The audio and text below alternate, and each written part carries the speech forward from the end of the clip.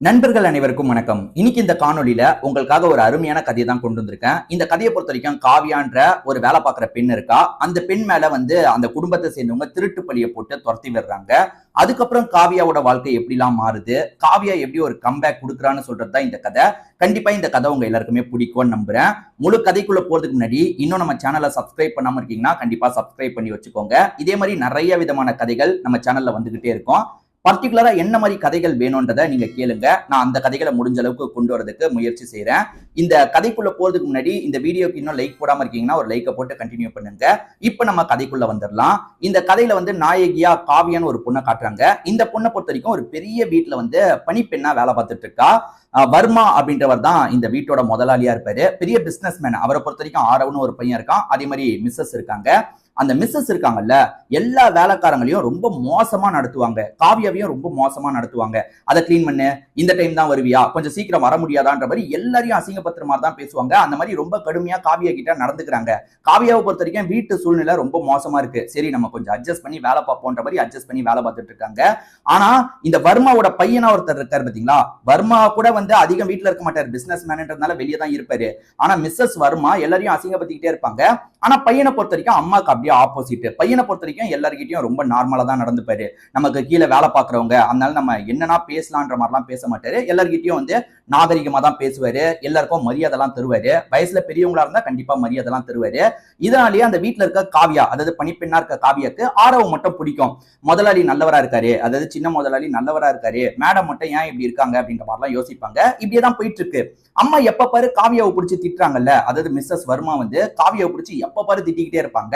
இதெல்லாம் கவனிக்கிறவரு, ஏமா இப்படி பேசுறீங்க, அவ சின்ன பொண்ணு தானே, எதுக்காக இப்படி பேசுறீங்க, அவ மனசு கஷ்டப்பட போறா அப்படின்ற மாதிரி இவர் சப்போர்ட்டிவாலாம் பேசுவாரு. நீ எதுக்காக நான் வேலைக்காரிக்கெல்லாம் போய் சப்போர்ட் பண்ணிட்டு இருக்க, இந்த மாதிரிலாம் சப்போர்ட் பண்ணாத அப்படின்ற மாதிரி அம்மா ஆரவ் கிட்டையும் கோவம் எல்லாம் காட்டுவாங்க. ஆரவ் சப்போர்ட் பண்ணி, அதாவது நமக்கு சப்போர்ட் பண்ணி திட்டு வாங்குறாரு அப்படின்றதையும் காவியா கவனிச்சிருப்பாங்க. இதனாலேயே ஆரவ காவியாவுக்கு ரொம்பவே பிடிக்கும். இப்படியே தான் போயிட்டு இருக்கு. அம்மா காரணம்லாம் இல்ல, எதுக்கு எடுத்தாலும் வேலைக்காரங்களை திட்டிக்கிட்டே இருப்பாங்க. ஆனா ஆரவை பொறுத்த வரைக்கும் முடிஞ்ச அளவுக்கு சப்போர்ட் பண்ணுவாரு.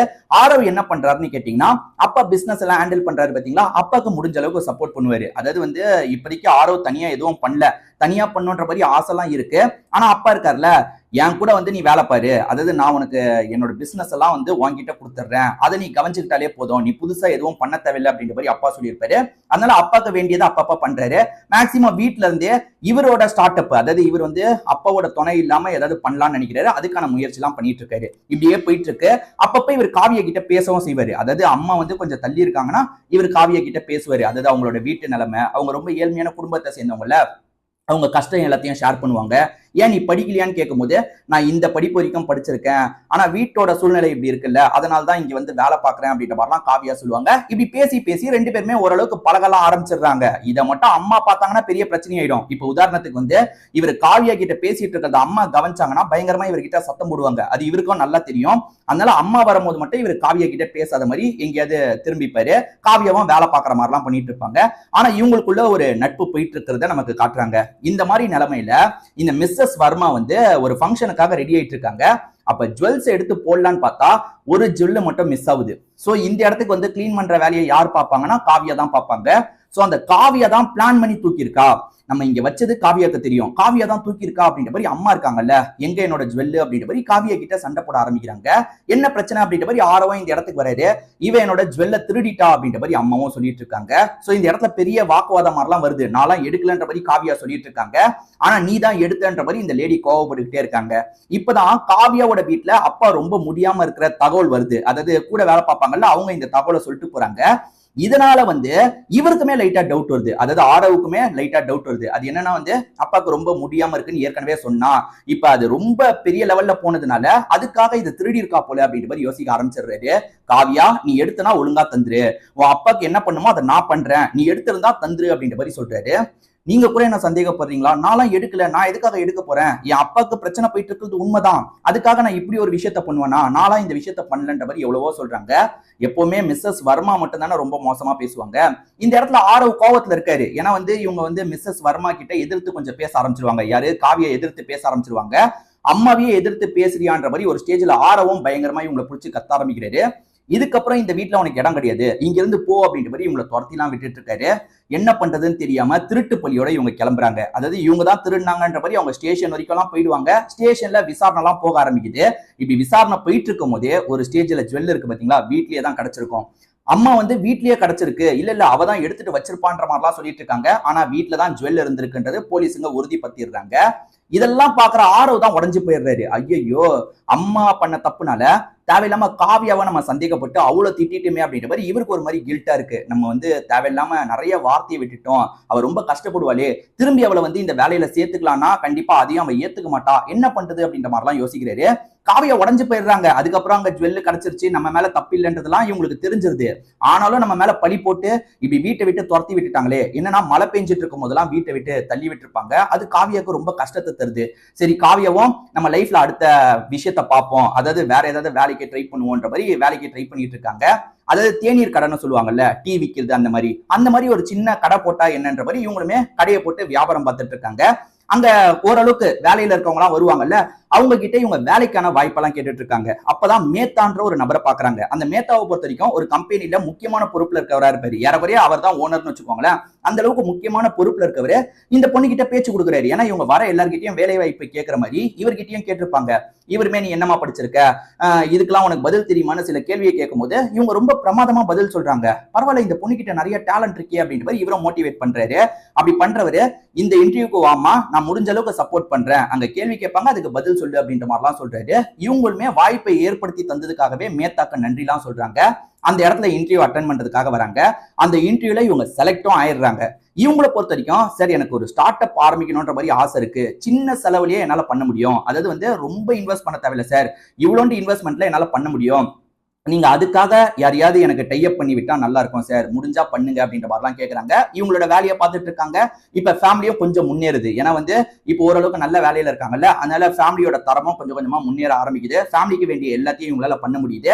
அதே மாதிரி மேத்தா கிட்ட இவங்க ஹெல்ப் கேட்டாங்கல்ல, இந்த பொண்ணு கிட்ட டேலண்ட் இருக்கு, அதாவது இவ ஸ்டார்ட் அப்க்கு ஒரு ஐடியா வச்சிருக்கால, அந்த ஐடியாவே சூப்பரா இருக்குன்ற மாதிரி மேத்தா நினைக்கிறாரு.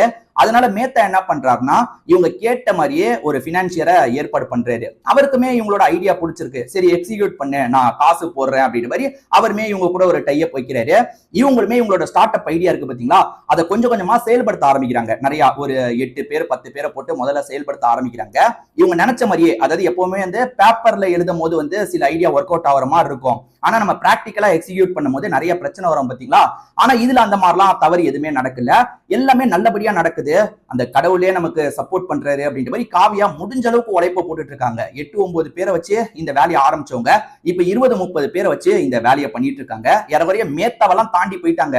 மேத்தா கொஞ்சம் கூட பொறாமப்பட மாட்டாரு. பரவாயில்ல, நம்ம பார்த்த பொண்ணு நம்மளை தாண்டி போயிட்டு இருக்கா, சந்தோஷம் தான் அப்படின்ற மாதிரி அடிக்கடி இவங்களுக்கு என்ன ஹெல்ப் பண்ணுமோ அதெல்லாம் வந்து பண்றாரு. இவங்களுமே மேத்தா மேல ரொம்ப மரியாதை வச்சிருக்காங்க. ஏன்னா வந்து நம்மளை யாருமே மதிக்கல, சாதாரண ஒரு டீ கடை வச்சிருந்தோம், யாருமே நம்மளை மதிக்காத போது இவர் தான் நம்ம கிட்ட டேலண்ட் இருக்குன்னு புரிஞ்சு நமக்கான வாய்ப்பு அமைச்சு தந்தாரு. இவரை மட்டும் லைஃப்ல என்னைக்குமே மறந்துடக்கூடாது அப்படின்ற மாதிரிலாம் யோசிக்கிறா.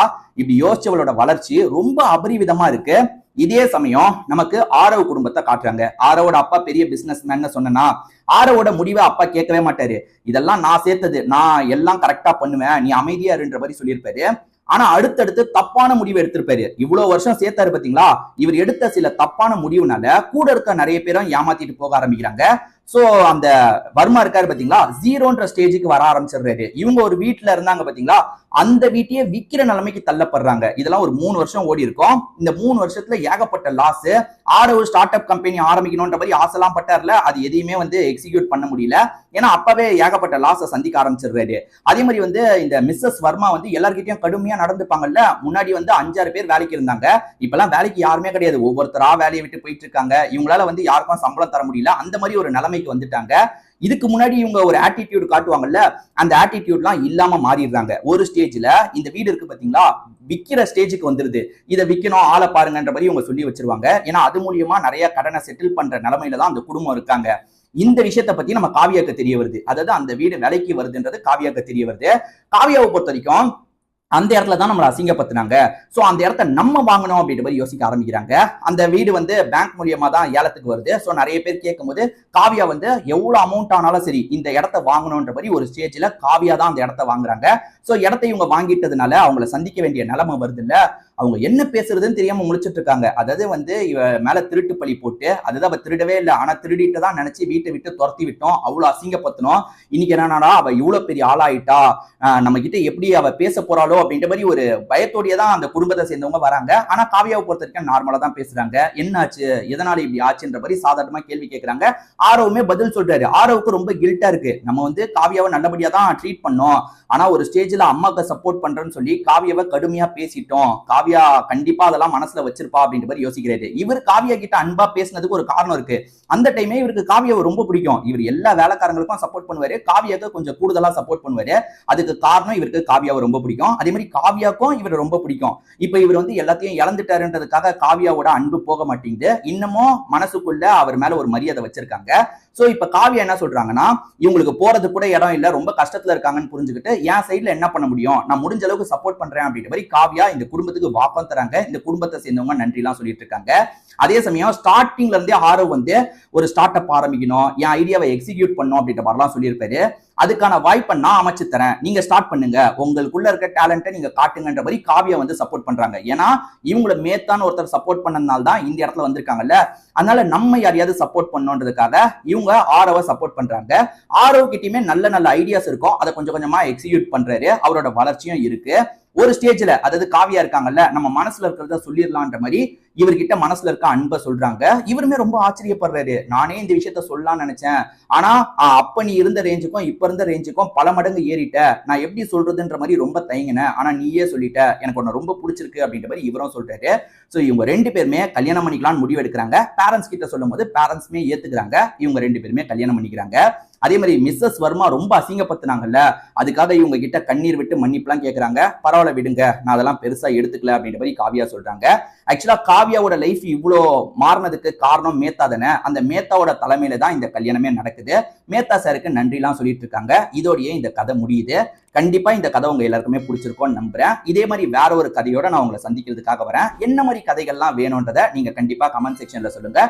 திரும்பி வேற ஒரு வீடியோல பார்க்கலாம். நன்றி, வணக்கம்.